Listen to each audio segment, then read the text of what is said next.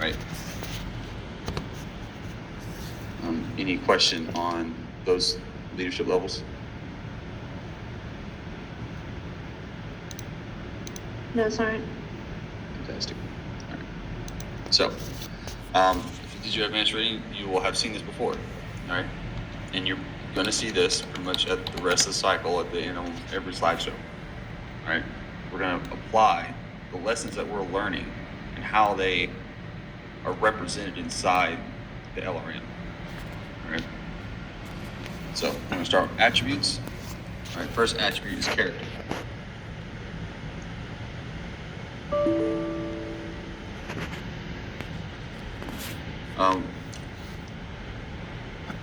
Is there anything in here that you think would belong somewhere else?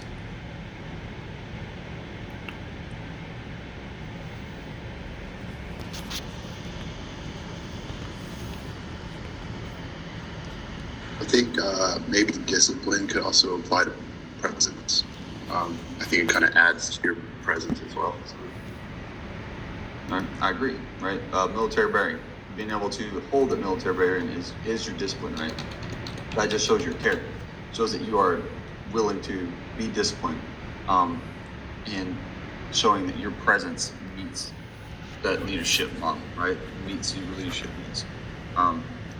What builds our character, right? How do we say your character makes you a great leader, right?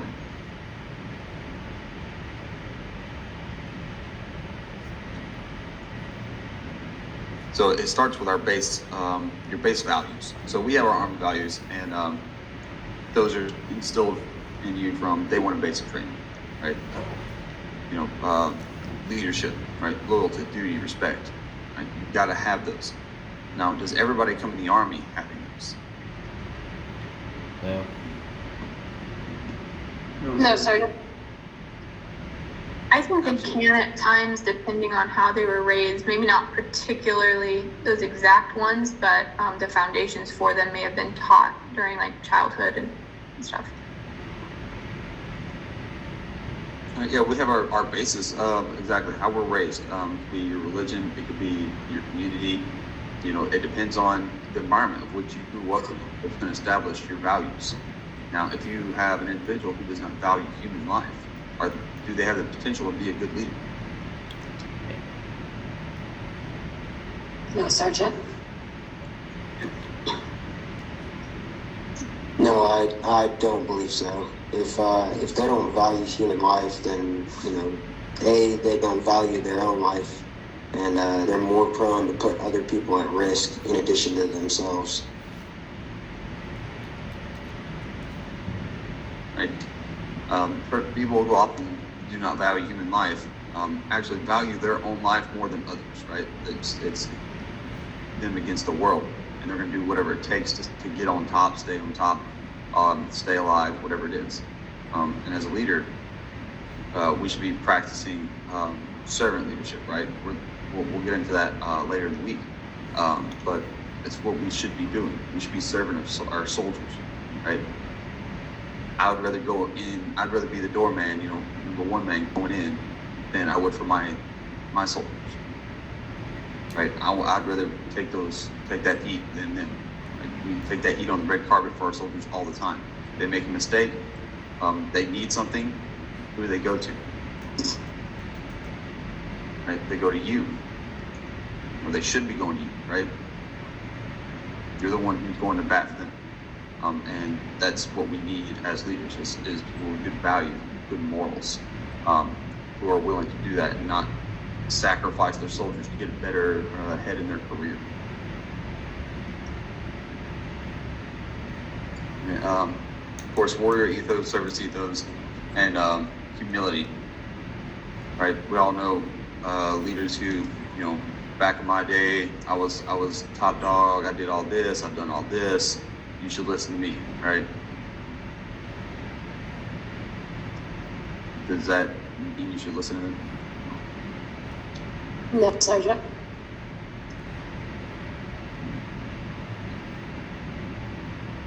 Right. How should a good leader earn respect and trust? Showing it. by showing respect to their subordinates first, and by being a positive example, being right along there with them, and not flaunting everything that they've accomplished, but rather help them accomplish their own goals to help them succeed. Yeah, I think it's more important what the leader is doing currently with their soldiers, because typically a soldier's not going to care what happened in the past if their leader is not doing anything for them then or helping them. And we've all seen those. We've all seen the squad leaders and team leaders. Growing up in the Army, where it was, "Hey, go download this Connex. I'm gonna sit in the AC while just let me know when you're done."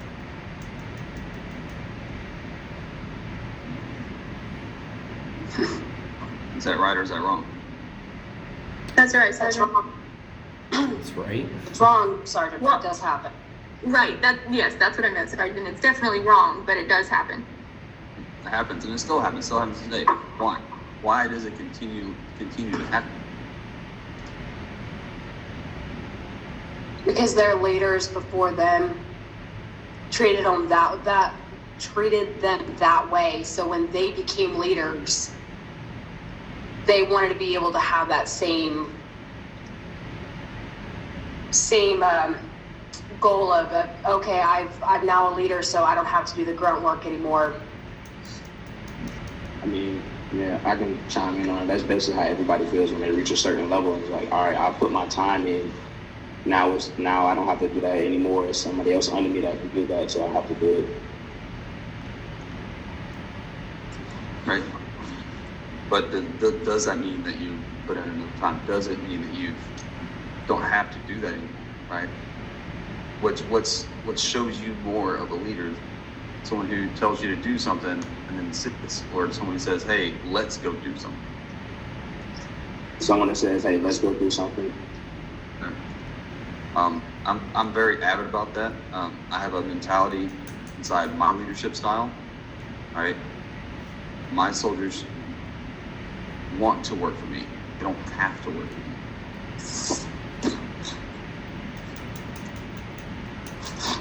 Right, and if I fail that at any time, right, I make sure that my soldiers let me know. Right, there's a huge difference, and them wanting to work for you versus having to just because you're the leader. Right, if I say, "Hey, I need this done," they should understand it's not because I'm telling them to do it. I'm telling them it's because we need to get done, and they want to do it because they want to succeed. Right. It's just part of that approach in being a good leader is getting into the trenches. Last time you see your staff on the front first class, mop or sweep the floor.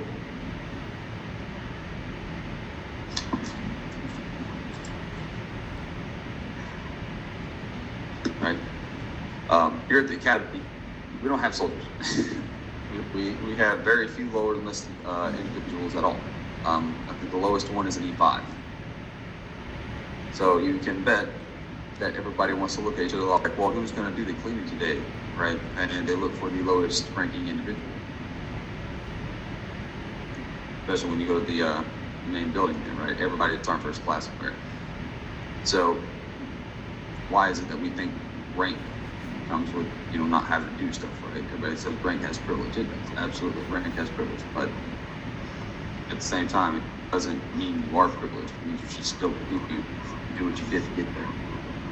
You never stop working just because you think you don't have to. Right? And that brings us into our presence, right? The P, right? Make sure you have your military bearing, professional bearing, your fitness, confidence, and resilience. What would you say is one of the biggest subcategories here under presence? Military I'd bearing. say resilience. Your soldiers need to be able to look to you when things are getting rough and be able to see that you're kind of maintaining that presence of resilience. It kind of helps them carry on through whatever you guys are going through. I would say military bearing to me is the biggest one for presence.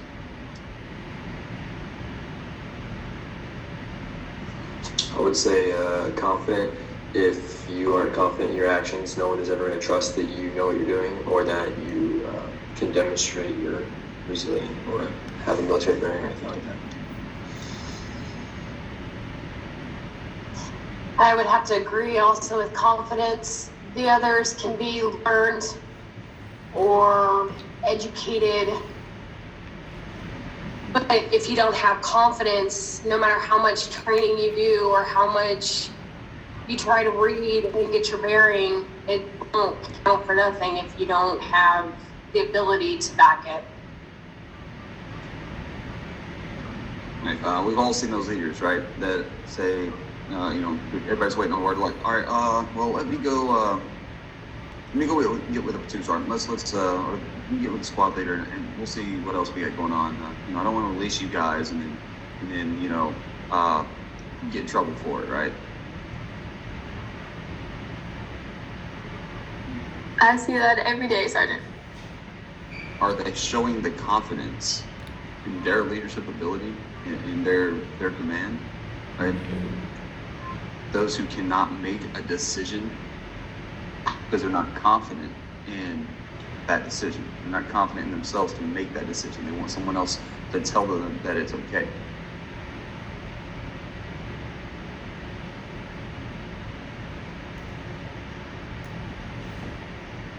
We already know the biggest asset in the Army is the soldier, right? Everybody knows that. So why waste the time? And waste your soldiers' time.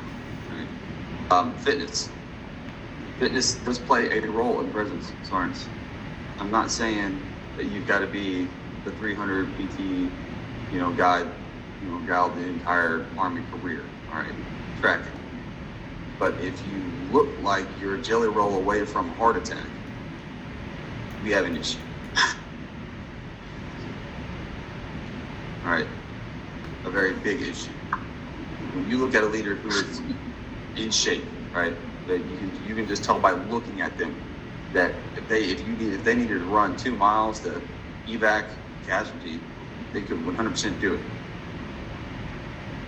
Would you have faith in that leader more than a leader that looks like his button's about to pop on his top? Definitely, Sergeant. Right. We gotta understand that being a leader means we have to look like a leader, right? I'm not saying you've got to be Spartan 300 ripped. I'm saying you need to have the presence that you are physically fit enough to do your job. All right, and everybody's job first is a soldier. Just because you work in an S shop or in the hospital doesn't exclude you from the fact that if worst comes to worst, you need to be able to pick up a rifle and run 12 miles to a destination and accomplish the mission. All right. So don't get comfortable thinking, well, I work in S1, I work in S6, I work in S4, I work in the hospital. I don't have to be the pinnacle of fitness. Right? You do have to have physical fitness. You have to be able to do the bare minimums. All right. A lot of people ask me, soldiers, hey, Sergeant, how many do I need to do to pass? Don't ask me that, Sergeant, ever. Don't ask me what you need to pass. I know 3 scores in my PT test. The max on push-ups, sit-ups, and the max room. That's it. That's all I need. Right? I don't know the minimums. I've never been close to the minimums. Right? You need to focus on your goal, which should be the maximum every time. Don't worry about the minimums. So if you're worried about the minimums, you are already limiting yourself to that number.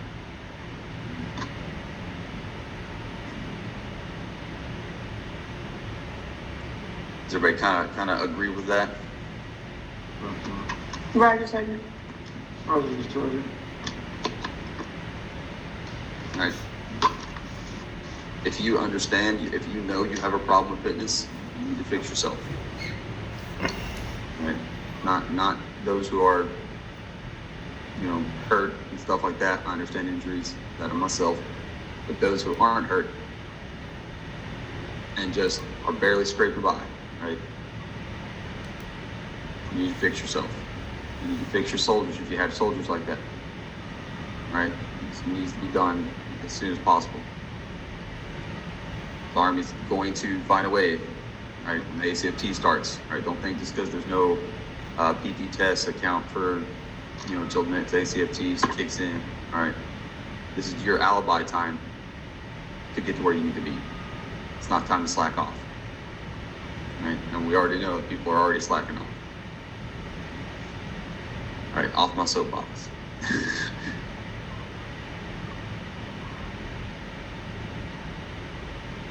All right, so, and then we have intellect, where we practice our mental agility, our judgment, our innovation, interpersonal tact, and expertise.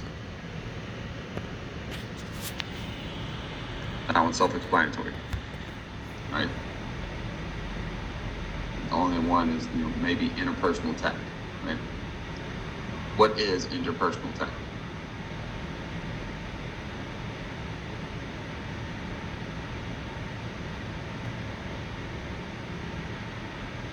The ability to communicate effectively with your soldiers, depending on how they will respond to what you're saying.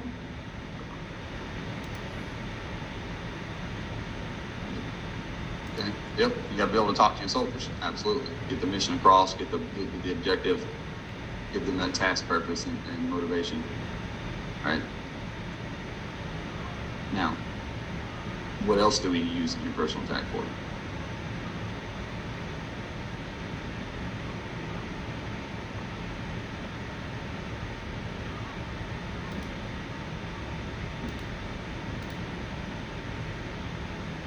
Say also talk to the leadership as well.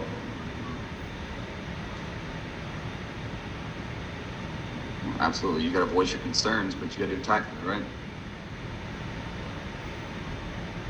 You're also speaking for your soldiers as a leader, right? When there's something going on, when you got problems, soldiers have issues, or just with the well-being of your team, right? You've got to be able to speak for your soldiers intelligently with tact to your superiors, right?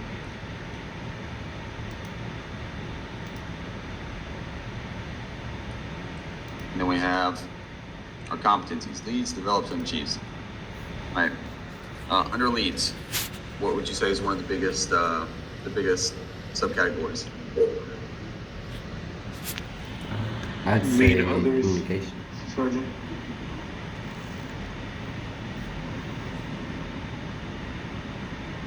I'd say leads by example, Sergeant.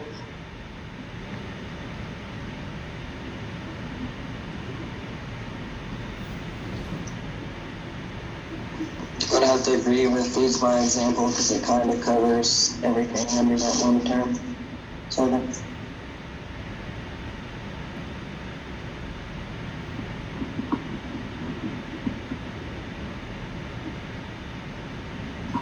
All right.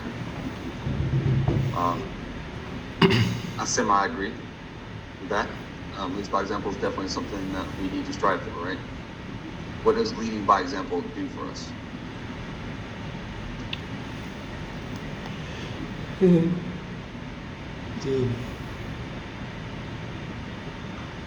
Well, it shows our subordinates, what to expect of a good leader, how to be a good leader themselves. It encompasses the attributes. You want them to have confidence. You want them to have their values. So by you enacting on everything, it's showing them what they need to be like in order to be a good leader in their future. Okay. We've heard the term do as I say, not as I do, right? Right. Yes, sir. Far too often. Do you trust leaders that do that? No, Sergeant. No, Sergeant. Right. For me, communicates and builds trust. Two of the biggest ones under leads. Right?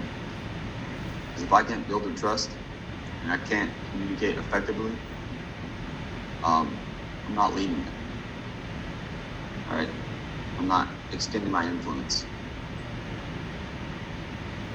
and I'm not leading by example, right? Because I'm not communicating effectively to them. I'm not building their trust, just as they need to be able to do. Okay. So those are two of my biggest ones for me, right? Because I can't practice my empathy if I can't communicate effectively. And I can't show them I'm being empathetic, that I understand their situation. Right? I can't show them my values and talk to them about it. Right? You've got to be able to build that trust, communicate effectively in order to lead others. Right? Trust is something that is very difficult to gain, but extremely easy to lose.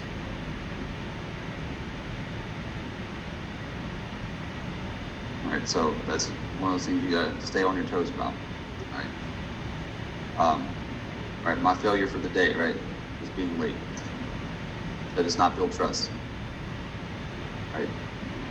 From here on out, you're like, well, does he really mean 9:30 or something? You come up and it's gonna be 9:45, and I'm gonna be sitting here waiting behind this computer. You're starting to look for to show up. Right? I'm a little hard on myself, I know, but I do what I can. All right, try to give you guys a heads up as best as possible. But that is my failure for the day. All right, won't be another. All right. Now, how do we build trust?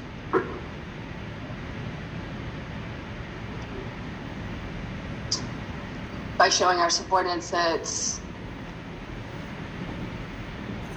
when we say we're going to do something for them, we do it. We don't take back our previous statements, or when they're struggling, we help them, be there for them, and that way they know that they can lean on us and trust that we are going to, stand by what we say.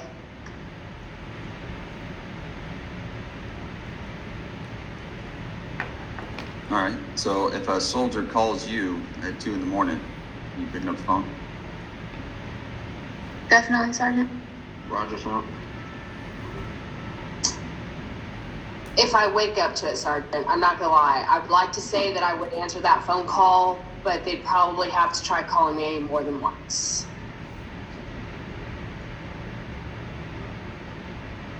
I can understand that. Some of us sleep pretty deep. I don't. I'm a very light sleeper. So, yeah, it's going to wake me up.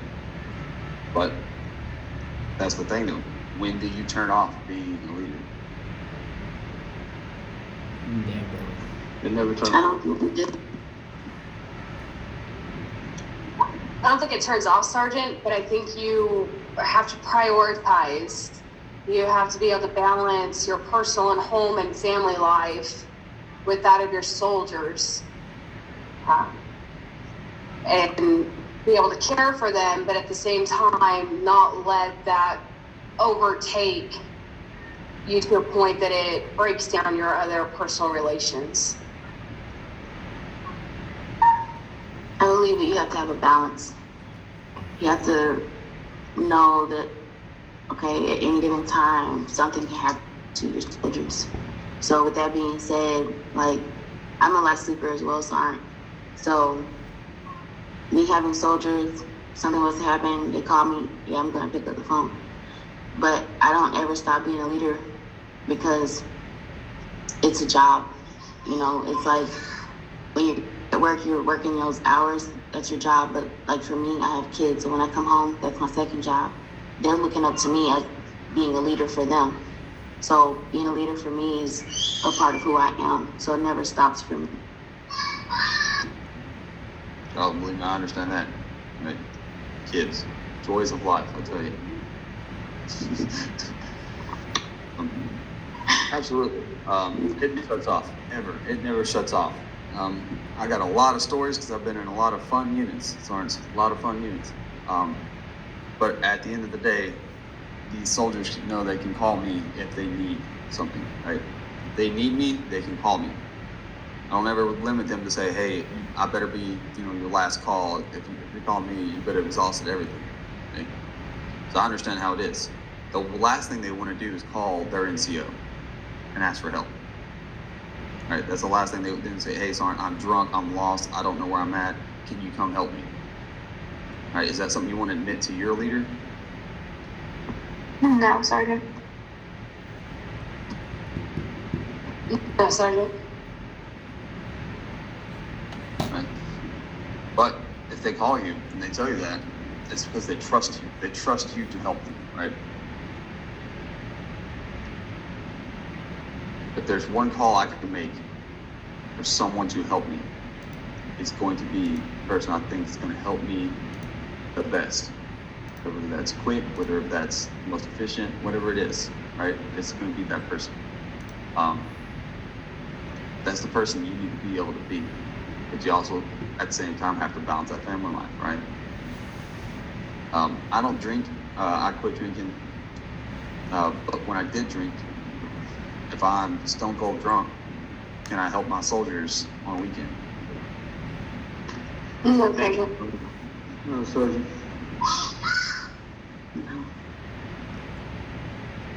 I absolutely can. I may not be able to personally be able to do it, but if they call them, they need help and I'm too drunk to do it, guarantee I know someone who can. Guarantee I can call somebody else and say, hey, I got a guy who has got this problem. I can't drive. Can you help? Right? Roger, Sergeant. Right. Yeah, that's right. I know at my last unit, they had this one number we called. It was like a group of soldiers that was in this one group. They bring more than one person to drive you and your car back to wherever you were located. Yep, exactly. I mean, I've had my wife DD me to go help people out before. All right.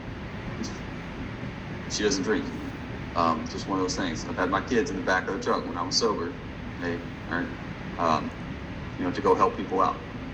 My kids get to see me go do my job, get to see how I interact with people so that they can learn and practice. Same way with your soldiers, they need to be able to see you interact and be able to build that trust with you. All right? It happens, right? I had a phone call once at 2 o'clock in the morning. My soldiers had gotten lost going kayaking down a river and they were drunk. All right? It was not a fun time. It was not, but I enjoyed it since they called me. They said, hey, I'm not sure where I'm at. I'm like, you got a phone, you gotta Google Apps, man. Send me a pin, I'll come get you. Right? Just one of those things, you gotta be there. Right? Build that trust with them, let them know that you're always there.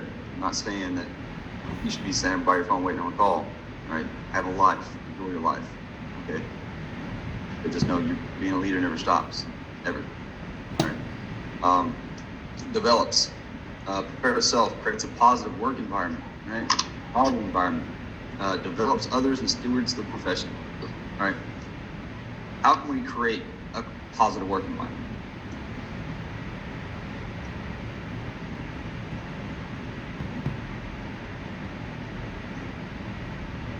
By remaining professional. And they're not being like negative Nancy, constantly try to be uplifting and be motivational rather than a drag.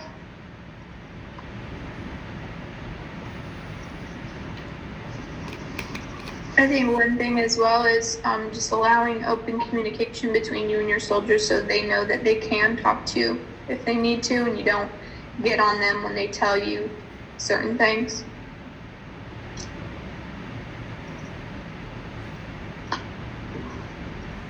Right? I agree. You gotta hear other people's opinions, right? Some soldiers just want to be valued. Right? Who here has had their team leader listen to their suggestion before and use it?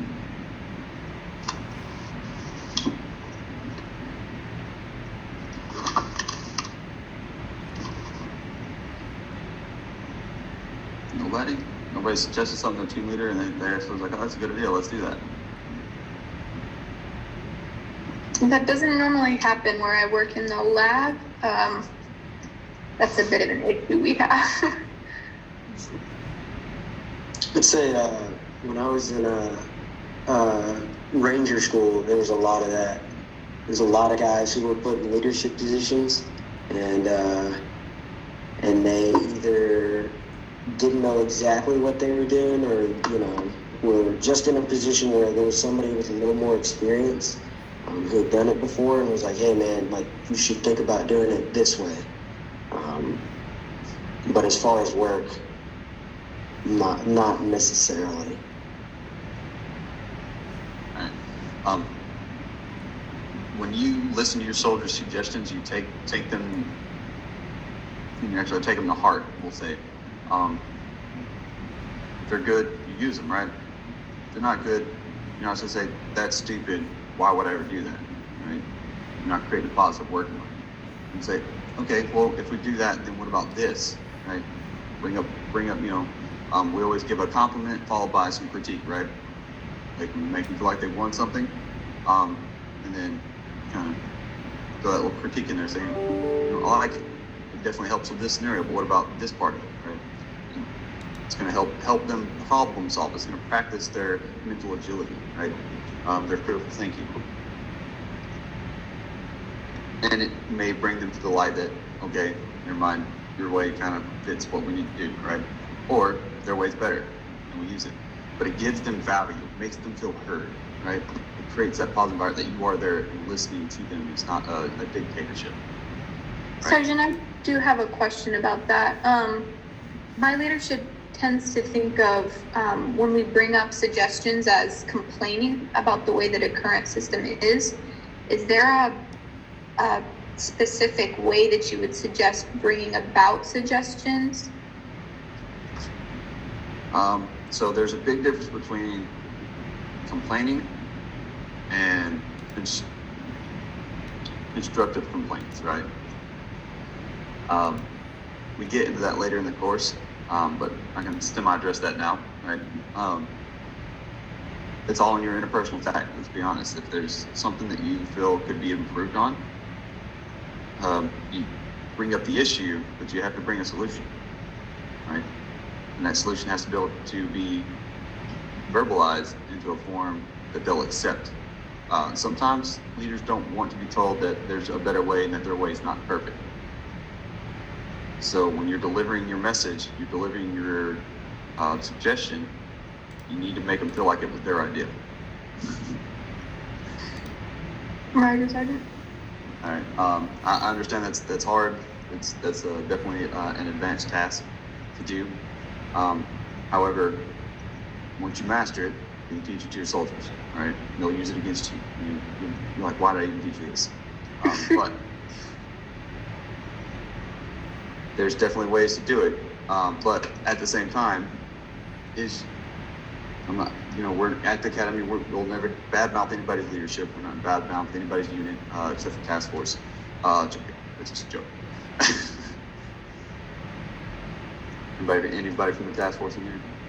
I got a PCS from the task force, so Right. Man, Sergeant. You understand what I'm talking about, man. My second cycle as an instructor, when at task force was just getting back from their first little deployment. There were a lot of disgruntled E5s that would come through the course. A lot of them. Hopefully they went and changed things. So maybe it's better now. Hopefully that they're practicing what they learned here. If they are and it's getting better, then awesome, right? That's what we strive for. But a leader who doesn't listen to ideas and suggestions, as long as they're not absolute crapshoots, needs to work on themselves. Okay. Bear with it, and then once you get to that level, change it. Okay, it's going to be your job. That is your legacy that you're going to leave behind. Is what you do, right? And that's what we try to inspire here, is to go out and be a better leader. Nobody wants to be that same, stick in the mud, old school leader, right? Yes, take some from old school, but apply the new school to it. Right? Prepare self. How can we better prepare ourselves?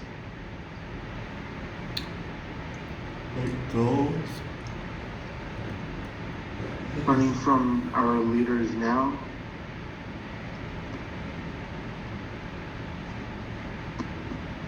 I would say through self-study and just continuing to do your own training and stay current on your own knowledge and skills. I agree with that. Right? You gotta strive to remain technically and tactically proficient, right? Part of the NCO Creed, non-commissioned officer. Absolutely. But let's look at it even more basic. Let's go as far down, something simple, preparing yourself.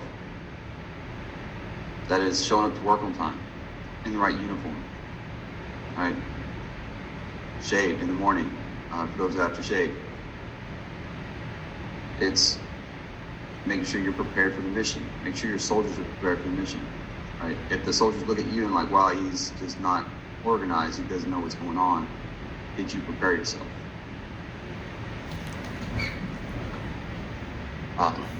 Everybody here is going to have to, train somebody. They're going to have to teach a class. They're going to have to do something in front of somebody.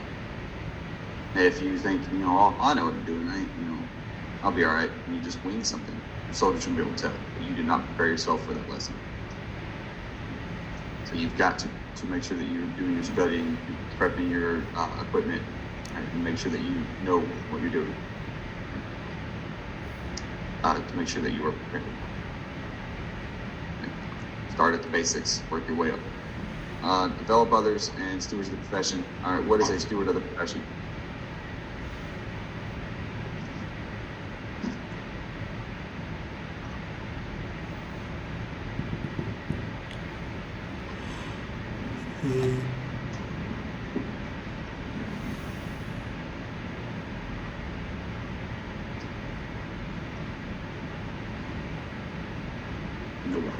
Crickets. I would say someone who's passing on the knowledge and kind of ideals of what we do. Could be specific to soldiering in general, or maybe MOS specific, or community specific, depending on where you're at in the Army. Okay. So it doesn't have to be technically MOS specific, right? It can be just being a professional. What is everybody's profession here? Soldiers. Right. Everyone in here is a professional soldier. And they need to act like it. You represent the Army as a whole. Every time you see a news article or a clipping that shows soldiers doing bad things, right? Let's say Fort Hood right now to be example. Do you think there are a lot of stewards of your profession coming out of there? Negative, huh? I bet you there's a lot of great soldiers, great leaders there, all right? But what gets advertised? Negativity. The negative stuff, right? For every 1,000 things that you do good, the one bad thing you do is going to overrule them, right? So we've got to make sure that we are teaching our soldiers, developing them to be professionals, to be stewards of the profession, to be proud to say, hey, yeah, that's my soldier, right? When you go off base and you see them out and about, right? They're probably turning an eye, don't want to see you because you're at work, not at work, but that's what you should be about. Saying that looks like a professional, that looks like someone who society, is a contributing member of society. Okay, that's what we're looking for. Someone who we can say, yes, we're proud that they are a member of us and represent us. All right, and that goes, just like I said, that can be applied to your MOS. That can be applied to your community. Just make sure that you are representing them to the fullest. All right, and not shining a bad light on. And then achieves, right? Gets results, anticipates, integrates tasks, roles, resources, and priorities, improves performance, right? Gives feedback, executes, and adapts. Right? Gets results is simple. Or achieves, right? You get results. You do the job. All right. one of the harder things that we see is integrating the task, roles, resources, and priorities. Who here does one job and has done that same job for years?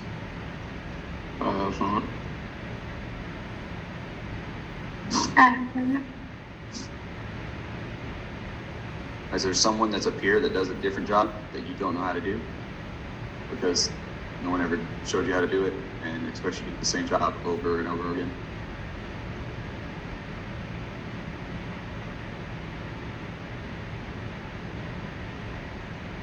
I hope not. I hope that's not the case, right? But we do run into that, right? We run into that where, TCs will find a driver and they like that driver because they drive well. They don't have to give them a lot of direction. So they keep that driver as the driver until they PCS or leave.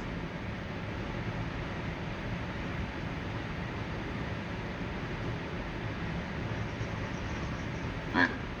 Did we integrate our roles and resources and our tasks properly?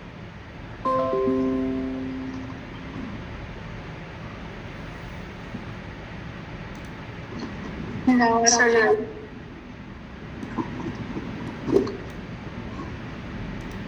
What's up? were you referring to that statement you just made? Yeah.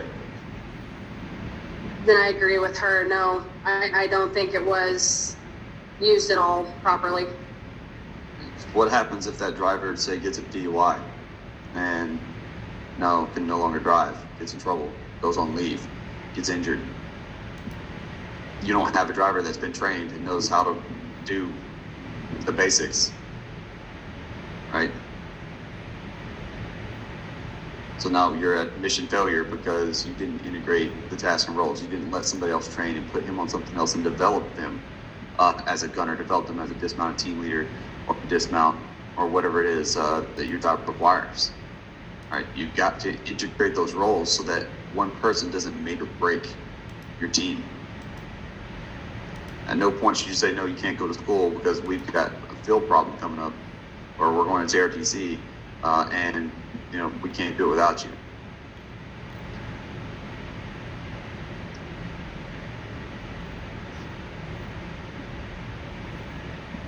All right, has anybody had that happen before?